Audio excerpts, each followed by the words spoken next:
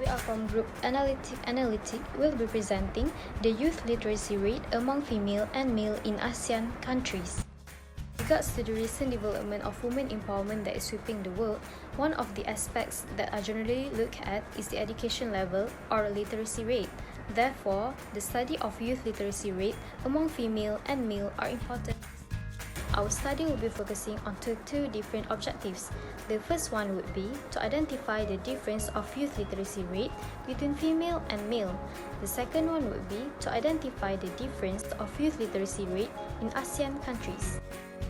Hi, so for my part, I'll be explaining a bit on the methodology and also our sources. For methodology, we use Microsoft Excel. So for each country, they don't provide data on a year-by-year basis. So we don't have a consistent year-by-year data set. However, to easily portray it in infograph, we took each country's data and we take the average within the 22-year period that the data has been collected. So that way we can easily portray in infograph for each country instead of having a clustered and cluttered infograph.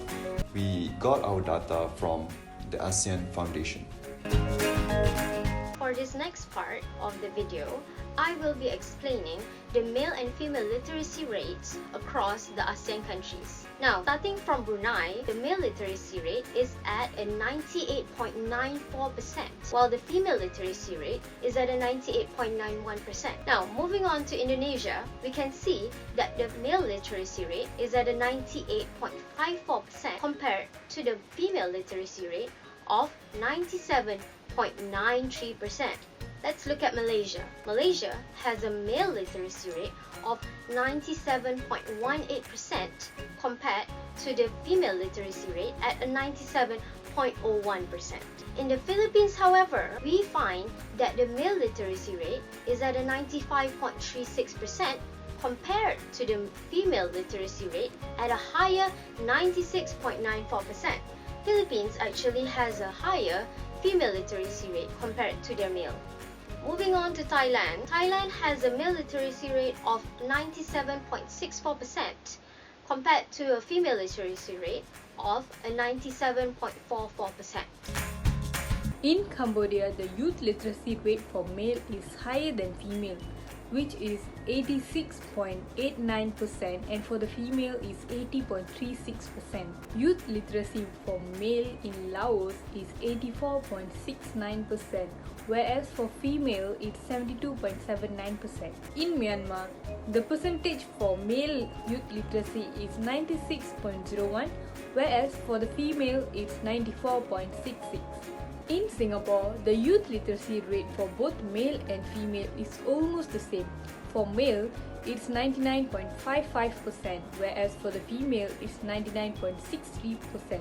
Lastly, the youth literacy rate for male in Vietnam is 95.74%, whereas for female, it's 94.84%. First, we have Brunei. In 2011, their youth literacy rate statistics shot up. Male by 99.6% of youth literacy rate and female by 99.6%. Now, this should not be a surprise since the government spending was at a total 16.9%. Take into account that Brunei is a high-income country with the second highest GDP in ASEAN. It is no wonder that they have managed to increase their youth literacy rate to almost 100%. As for Indonesia, however, in 2011, Indonesia's youth literacy rate is for males at a 98.8% and for females at a 98.7%. This also shows a dramatic increase from the previous data.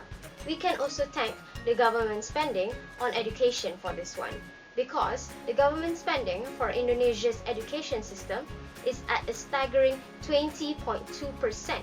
Indonesia has one of the largest trading economies in Southeast Asia and is at a middle-class income. Now, moving on to Malaysia.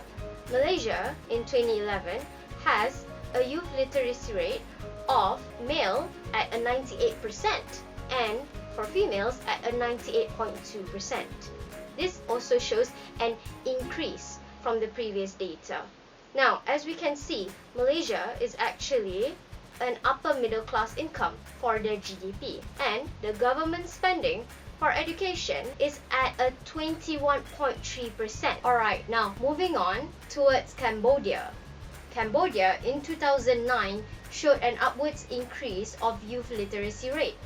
For males, it is at an 88.36%, and for females, it is at 88.57%. Now, although we could not find any data on the government spending for its education, and we take into account that Cambodia is one of the least developed countries in ASEAN with an GDP per capita of $879 in 2011, we should take into account that its public school system is free for ages 6 to 17. Although we cannot be sure whether this is the largest contributor to its increase of youth literacy rate, we could take into account that it might be one of the factors. In 2011, Myanmar had a male literacy rate of 97.52% compared to the female literacy rate of a 97.16%. Now, although the GDP per capita is significantly lower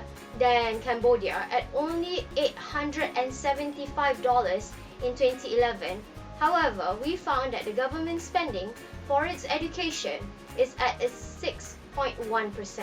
Now let's look towards Singapore. Singapore has the highest GDP in all of ASEAN, and it shows through their literacy rate data. In 2011, the male literacy rate for Singaporean youths are at a 99.9%, whereas for females, it is at a 99.8%. Although females are now lower than males, this difference is not as obvious. The total government spending for its education system is at a 21%. Keep in mind that Singapore has the largest GDP per capita for all of ASEAN. That is a lot of money that is being simulated into their education system. Now, moving on to Vietnam. Vietnam in 2011 has a youth literacy rate for males at a 97.5% and for females at a 96.7%. Now, overall, this shows an increase in the youth literacy rate compared to the previous data. Now, Vietnam's GDP per capita is actually classified as a lower middle income. However, the government spending for its education is high at a 19.8%. Surely this could be one of the reasons why Vietnam has managed to increase its youth literacy rate throughout the years. Now, moving on to the Philippines. Rather hard statistics to come by. We could not find any youth literacy rate statistics. However, we did find the total adult literacy rate at a 95.4% in 2012. Now, compared to its previous data, we would see that there is barely any difference. So it's safe to say that most likely Philippines' literacy rate has maybe been stagnating over the years. However, the country is at a lower middle income economy, and the government spending for its education is at a 12.3%. However, we're not really sure whether Philippines has increased or decreased, but just based on its general total adult literacy rate, which is about the same as the previous data, we can see that it might be stagnating for now. Moving on to Thailand, however, Thailand's male literacy rate in the year 2010 is at a 96.4%, and its female literacy rate is at a 96.3%. Now, both these data percentages are found to be lower than its previous data. We're not quite sure what incited this to happen, because the GDP for its country is classified at an upper middle class income. And the government spending for its education is by far the largest in all of ASEAN, at a 29.5%. So we're not sure why it is lowering in terms of youth literacy rate.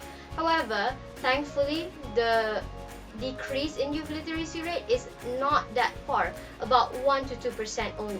Next up, we have Laos. Laos, in the year 2011 to 2012, we found that its youth literacy rate for males is at a 77.4%, and its youth literacy rate for females is at a 68.7%. Now, both these data are showing a downwards trend in terms of youth literacy rate. However, we are still unsure why this is the case. The country's GDP per capita is classified as a lower middle income, and its government spending is actually high in terms of education at a 13.2%. So, for our research, we can conclude three major things, which is our research shows that female has higher literacy rate in Singapore and Philippines, with a percentage of 99.63% and 96.94%.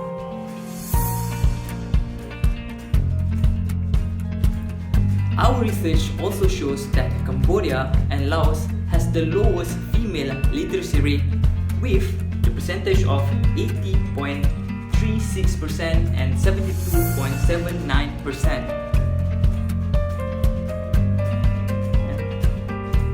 Lastly, our team has concluded that the literacy rate of male and female are almost on par for every other country. That's all from us. Thank you for watching.